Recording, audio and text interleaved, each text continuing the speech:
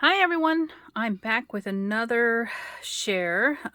These are some cards that I made for the hashtag Sew in Love February that is hosted by Anna White. If you are following that hashtag, or if you search on that hashtag, which is in my title, then you'll be able to see all the projects that folks have contributed to it. Not just Instagram photos, but also YouTube if you were to search in Google or something like that. So let me show you what I use to make my projects, and then I'll show you the projects.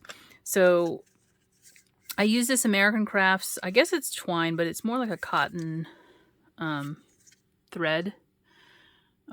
Thicker than that, but you know, it's a brown color. This Misty Morning from Altenew, and it's just because this paper was that color. I used my sketch marker alcohol pens to color. This is not the color I used. I put them all away, so I didn't save the colors out. Not that a lot of people have these, but I used these markers to color this time. This is the stamp that I colored.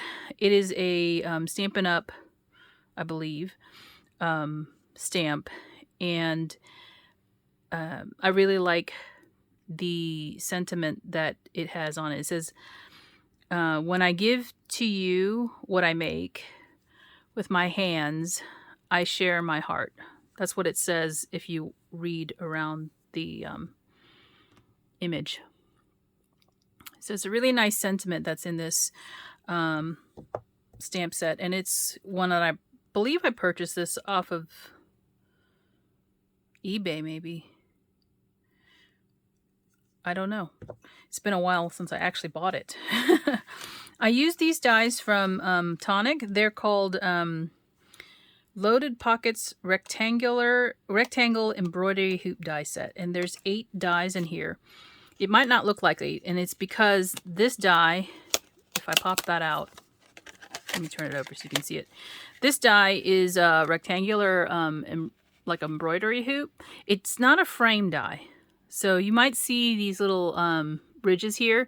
That's only to impress into the paper. It will not cut a frame. So in order to cut the frame, if you want one, you have to use the next size that they have in the die, and that will cut the frame to the size you need it to be. So you have to do another pass of the die inside. So I did that. I actually have, do I still have them on my desk? I have other shapes that I purchased when I purchased this set. See, I went to look for them, or I pulled them out to use for my projects for Sew in Love February. But here's the other dies that you can purchase. Well, I don't know if these are still available, but there's a circular hoop, which, you know, that's typical, right? This is a square, and there's 6 dies in here, but you get 3 sizes of hoops. And then there's also an oval one. So these I'd purchased. I'd not used these yet, but it was perfect for cutting this rectangular image out and using it on a sewing themed project. So I used those. I also used this die set. It's a blanket stitch die set. It doesn't actually cut the paper in the shape. It will create the cuts for a blanket stitch around your card.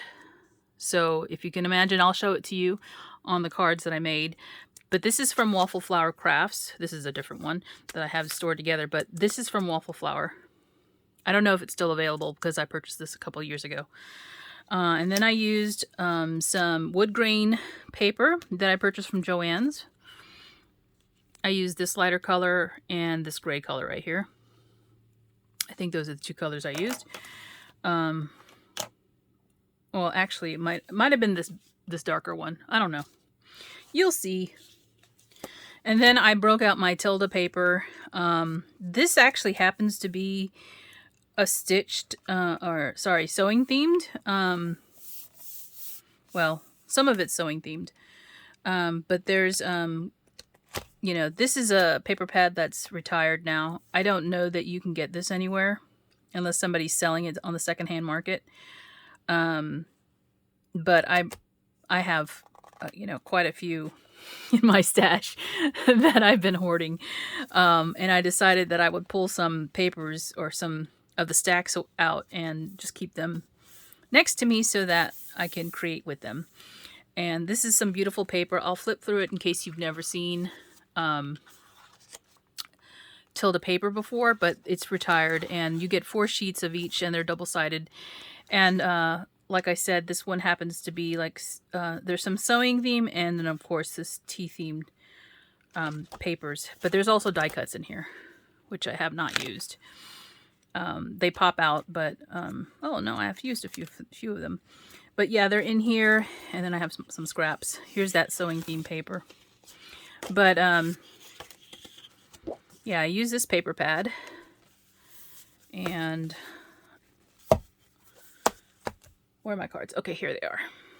So here's the first one that I did, and this is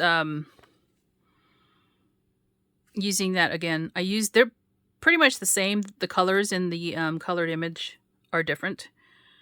So I did ink the edges of this with Distress Oxide, and that's the Vintage Photo and the tea dye color, both of them. Because the paper that I had used to color the image was white, and so because I didn't use a white paper from this pad, it was actually cream colored.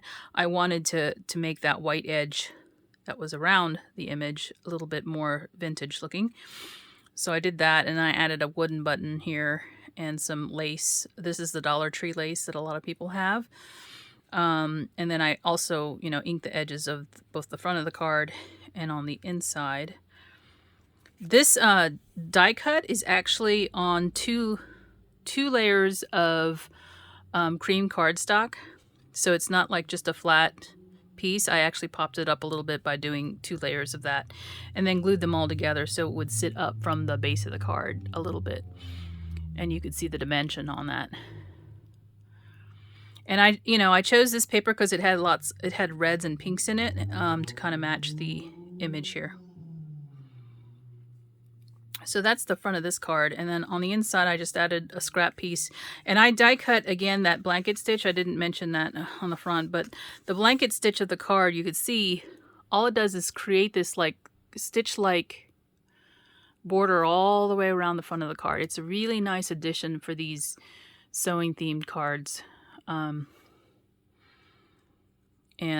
I like this die because it's so close to the edge, and it's different from just a regular stitch, just a regular dash lines stitch. It's the blanket stitch. So I did the same thing, just adding a scrap piece of the paper on the inside. I haven't stamped any sort of sentiment because I don't know what I'm going to be sending it for, and I still need to put my name on the back. So that's the first one. The second one is here, and this one you can see the white much better in this paper, but I actually did ink it with this Misty Morning. It was a very light blue-gray color, so it wasn't as a bright white. I think the camera's picking up more white than it actually is. But you can see the paper that I chose for the background image, for the background base layer, is a cream color with a blue-gray color as well. So it goes from a ticking stripe on a towel to this polka dot distress. So I didn't want it to be so white here around the edge, so I did use that ink. I didn't want it too much, but that's how it turned out. And of course these colors here are really kind of bright, but I think it goes okay.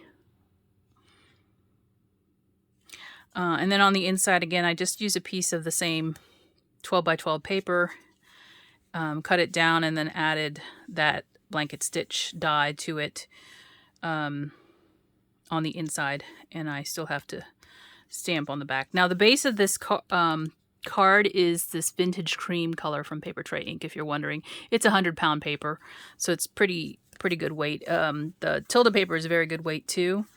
It is more like a cardstock than it is a, flimsy type of paper. So here are my cards. They're same image, just different colors. And I thought I would just try making another card for Sew in Love February. So that's my share. Thank you for watching, and I'll be back soon, hopefully with more projects. Bye for now.